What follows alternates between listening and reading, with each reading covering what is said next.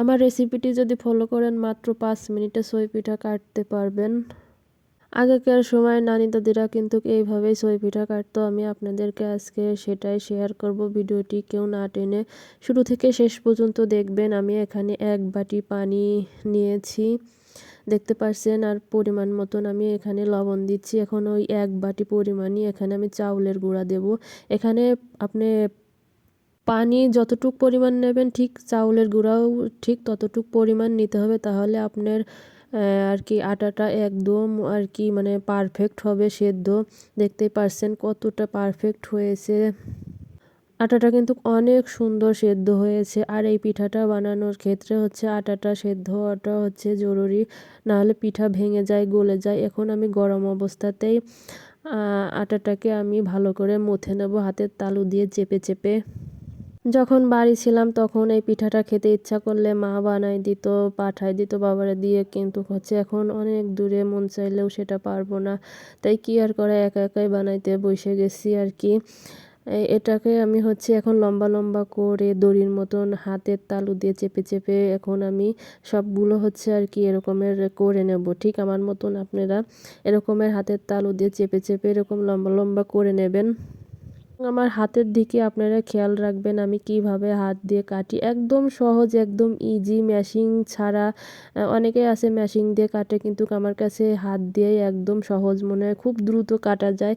এই পিঠাটা হচ্ছে আমার দাদির কথা মনে পড়ে গেল আজকে। আমার দাদি এত সুন্দর করে কাটতো, মানে কি বলবো, একদম মানে ছোট ছোট সুর মতন হইতো আর কি, খুবই মানে সুন্দর হইতো। যাই হোক, আমার সবগুলো পিঠা কাটা হয়ে গেছে, এখানে ছোট বড় মাঝারি সব রকমেরই রয়েছে পিঠাগুলো। দেখতেই পারছেন আমি কিন্তু অনেকগুলো পিঠা কেটে ফেলেছি একলাই। এখানে আমি 2 কেজি পরিমাণ আর কি দুধ নিয়েছি। এখন আমি দুধটাকে ঘন করে জাল করে নেব। এখানে আমি পরিমাণ মতো পাটালি দিচ্ছি, আপনারা চাইলে শুধু চিনি দিয়েও রান্না করতে পারেন। আমি শুধু পাটালি দিচ্ছি পরিমাণ মতন। পাটালিটা দেওয়ার পরে আমি এখন একটুখানি জাল করে নেব এবং দিয়ে দিচ্ছি দারুচিনি, এলাচ। এটা দেওয়ার পর আরও কিছুক্ষণ নেড়ে চেড়ে নিচেই যেন দুধটা ধরে না যায়, এ অবস্থায় হচ্ছে আমি আরও কিছুক্ষণ নাড়বো। এরপর দিয়ে দেব আমি হচ্ছে 2টা তেজপাতা মাঝখান থেকে ছিঁড়ে আমি হচ্ছে দিয়ে দেব।